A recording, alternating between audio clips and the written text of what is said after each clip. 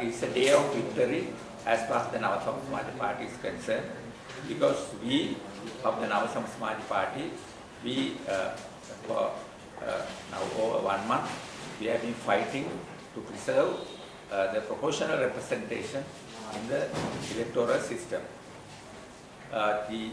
Those who are supporting majoritism, those who are supporting fascistic rule in the country, wanted to abolish proportional representation, and they made use of the criticism against preferential system to abolish the proportional representation. They try to show that preferential system is a part of proportional representation, and therefore there is no way of having a proportional representative system without the preferential voting. But we have maintained clearly that proportional representation can be made, and also candidates' performance can be checked through the percentage vote obtained by the candidate in each district.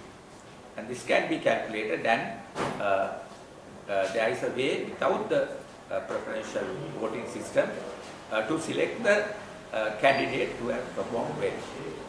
Now this has been accepted by all in the National Executive Council, and they agreed to propose this as the system that we could follow in the coming period. And we have discussed this in relation to German system and also the New Zealand system.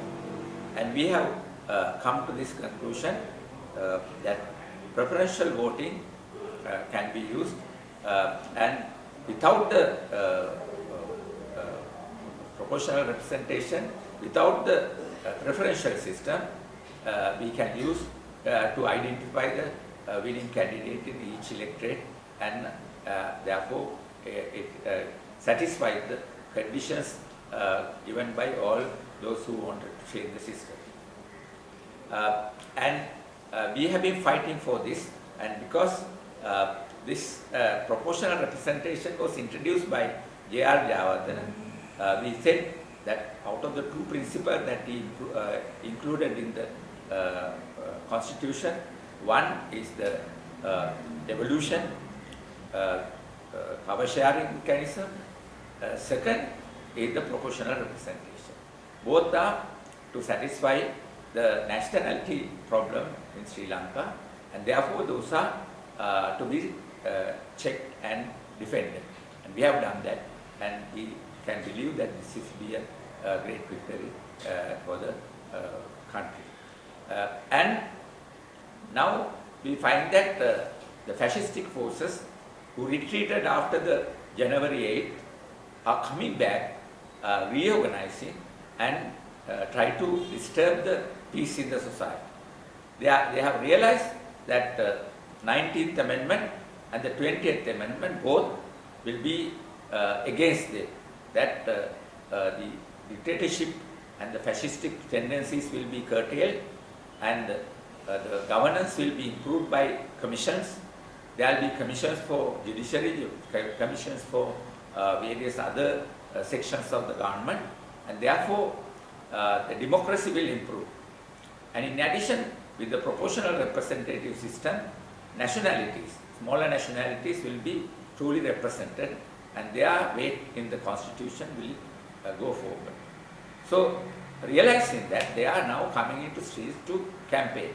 All this time they were challenging the government to bring corrupt people to the fold and to prosecute them and bring them to the court cases, and to punish them. They challenge. If there were corruption during the Mahinda regime, why don't you bring them out? Why don't you take them to courts? Why aren't they punished? That was the slogan they were using for the last 2-3 months. Now, clearly the government said, we are not going to go beyond the law. through the law we will bring these people to courthouses. And that is happening. Now, one by one, they are being arrested. One by one, they are being charged. Now, that happens, they have come out.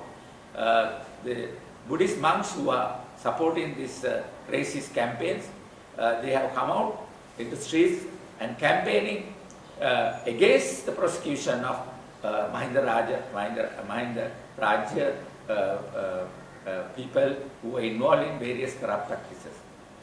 They are shouting slogans to release Basil Rajapaksa, to release Gotabe, claiming that they are the heroic people, patriotic people, leaders of the war against Tamil insurrection.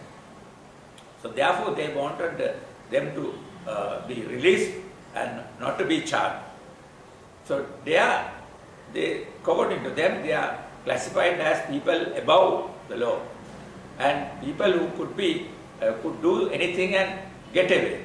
But the government is steadily going forward and they are trying to challenge, and challenge will be met by mass action. And we ask the government now to, in order to challenge the people who are coming to streets to violate the law, violate the peace, and also to attack and harass others who are peaceful citizens. We must come into streets with proper slogans and show them the strength, show them that people are with us against the lawbreakers, against fascistic gangs. We have to mobilize people and go forward. That is a necessity at the moment. We are pressing the government and parties involved in the governance to come out with mass action. And at the moment, we know that the fascist forces have come out because they believe they have some strength, but the balance of power is really with the peace and unity of the country, and we are convinced that we can go forward.